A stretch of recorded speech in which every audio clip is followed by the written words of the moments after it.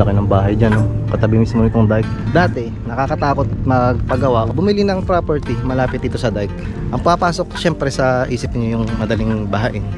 Pero ngayon, sa nakikita ko naman, parang hindi naman nakakatakot kahit na magtayo ka ng bahay malapit dito sa dike. Kasi kung ikukumpara natin ikukumpara yung dating dike dito sa mga taga Batangas City na nasubaybayan yung itsura nitong pinaka-Kalumpang River, ay masasabing napaka-tibay ngayon ng ating dike.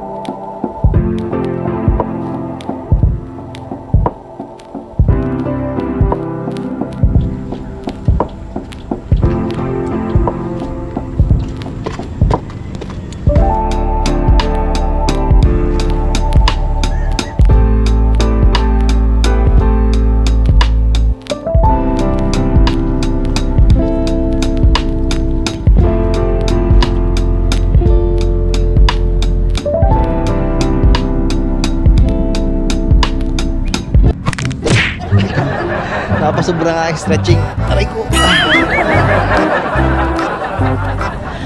Good morning.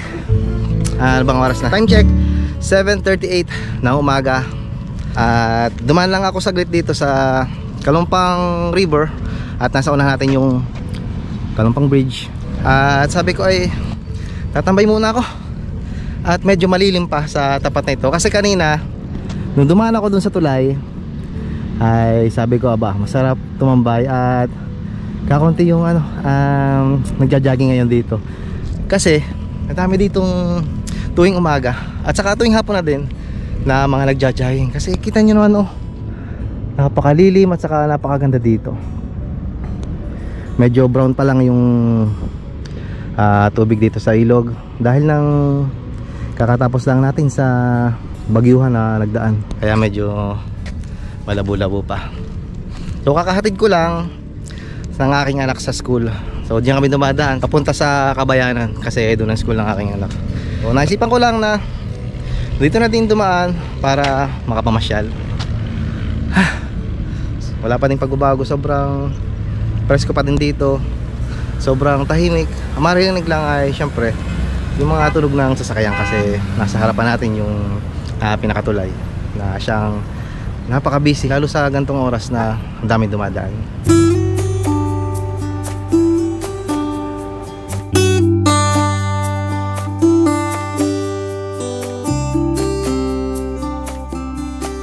Ayun. Sayang, dalawa pala yun. Mag-asawa siguro. Kanina bago ako tumaas ay andito. Dito nanginginain yung dalawang tagak. Natakot sa akin, nabigla. Doon si tatay, may nangangawil.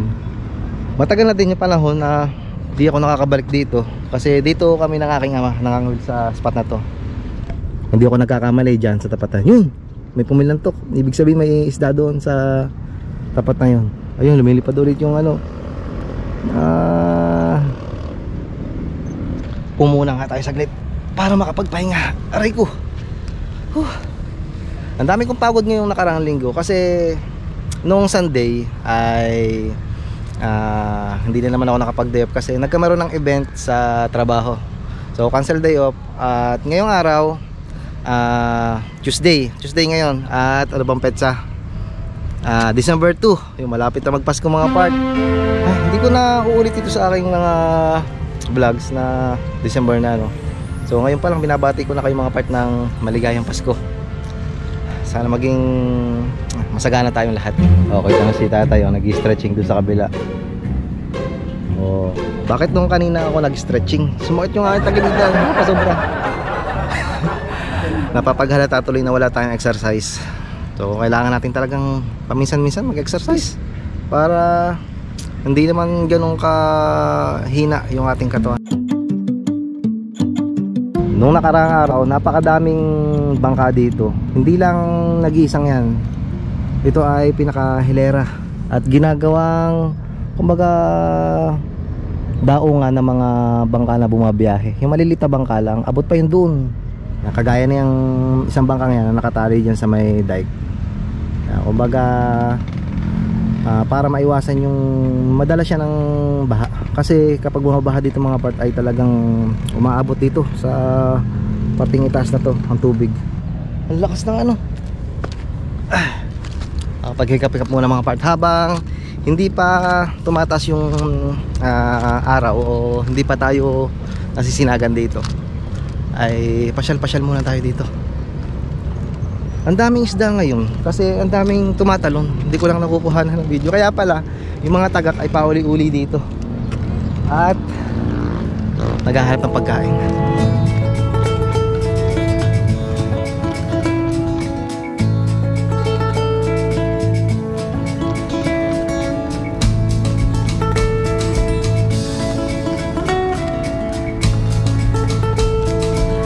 Last time na nagpunta ako dito, siguro taon na din, siguro isang taon mahigit na nung huli ako nakapunta dito, ay sa may parting ito yung ginagawa na dike. Hindi ko lang sigurado ngayon kung hanggang saan nakarating o hanggang saan naabot itong dike dito. Patitingnan lang natin, sagliting lang para may pakita ko din sa inyo dito.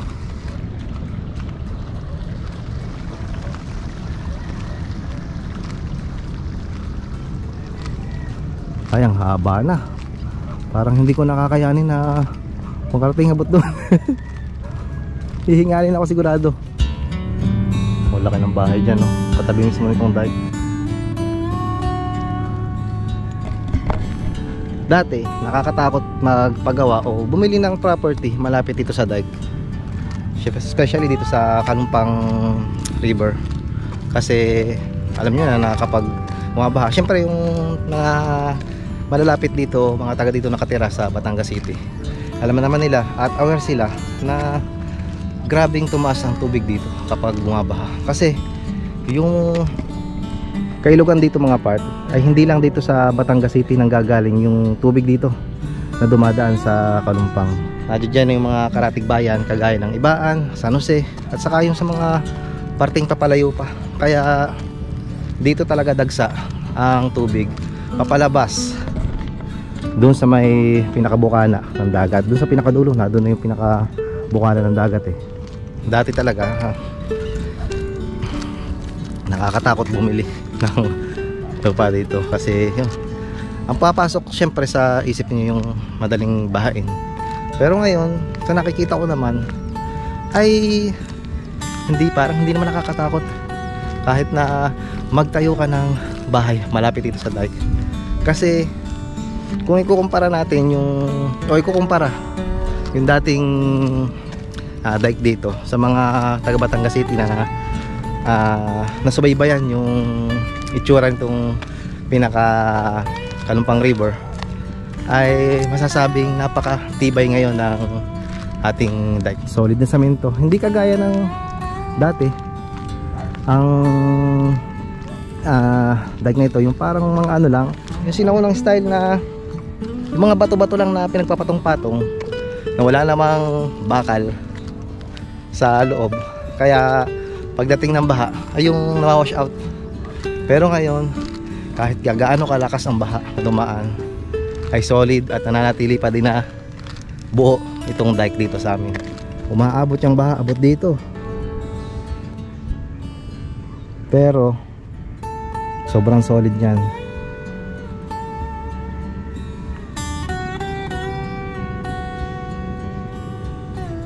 Ang layo na. Dati ay parang abot lang dun sa may bahay na nadadaanan natin kanina, yung ginagawang dike. Kasi nga halos isang taong mahigit o lampas pa, baka siguro magdadalawang taon na hindi ako nakakababa ulit dito. Siguro itong kabilang parting ito ay parte na ng Malitam. Tapos doon kasi yung pinaka poblasyon. Ayan o, may ibang kapaparating. Ayun, dito pala yung ano, tagak. Dito sila lang hihinain. Ayos itong ating walking. Ang haba, no? Ano sa kaya abot to?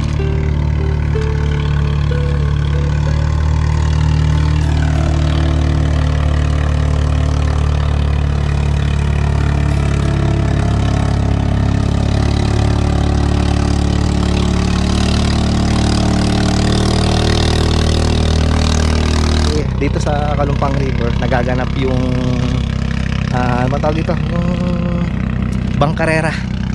Sikat na sikat dito yun sa amin, pero parang bihira na ata mangyari yun. Wala na ako masyadong nababalitaan na may nagkakarera dito kasi napakahaba ng street na to. Ay, layo ng ano. Abot na pala dun, no? Ilang kilometro siguro ito? Kung estimate ko, siguro mula doon sa pinakadulo abot doon sa pinanggalingan natin, baka mga 2 kilometers. Malayo-layo din. Pero sa pagkakaalam ko, ang dike na ito ay aabot pa doon sa mismong pinakabukana ng dagat. Layo na natin. Doon pa, ang layo na nung tulay.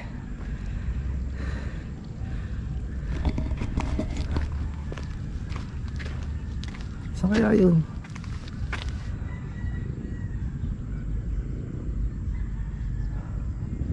Siguro parting yun ay parting ano na, Kalihon. Napakalayo na. Tapos ito na yung pakurba na papunta sa palabas ng dagat.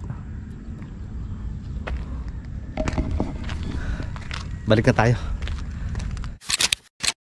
May nakita lang ako mga part. Yung tinuro ko kanina na mga bangka na nakatali sa baybay na tabing yan, ay may nakita akong kakaiba na sa tingin ko ay mas effective, na hindi kayang dalahin ang agos ng tubig kapag tumataas ang baha dito. Ewan ko lang kung masusum ko ng maayos. Ayun sa parte nyo, no? Yung dalawang bangka na kulay blue nakaangat mismo doon sa dike, oh, sa kabila. Nakatali. Ayun. Tayo pa yung ibang mga bangkang maliliit, oh, na doon na sa tabi. Kung mapapansin ninyo, yung mga bangka dito sa amin sa Batangas City ay mga kulay blue. Sa pagkakaalam ko, ang bawat bayan ay merong nakatalaga na kulay ng bangka. Para siguro sa ganon, hindi ako masyadong magaling sa ganyang bagay. Pero sa pagkakaano ko mga part, yung sa pagkakaintindi ko, para siguro madaling malaman kung taga saan yung bangka.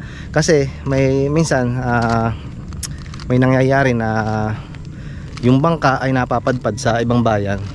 Yung kumbaga madaling matitrace kung saan ang pinanggalingan ng bangka, at malalaman agad kung taga saan. So dito sa amin sa Batangas City ay kulay blue ang mga bangka.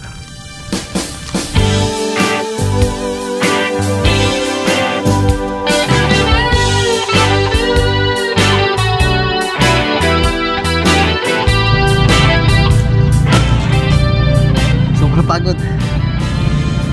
Layo pala. Nahirap nang hindi sanay sa mahabang lakad eh.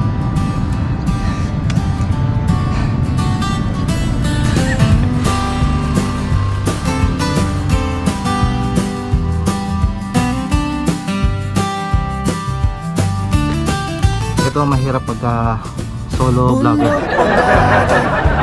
Laging may kwento sa bawat biyahe, damhin ng tanawin, kultura at saya, sa kamra'y dala, kwento ng mundo, sasalamin talaga.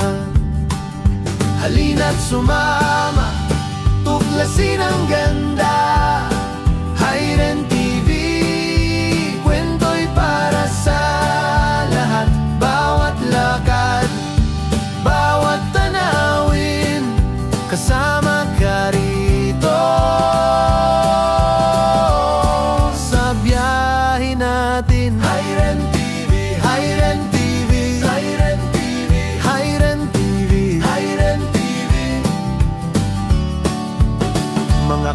ng tao, tanawin ng bayan. Sama-sama rito, magaan ang daan. Travel vlog na tunay, kwento'y makulay. Puso ng paglalakbay, buhay na buhay. Di lang tanawin, pati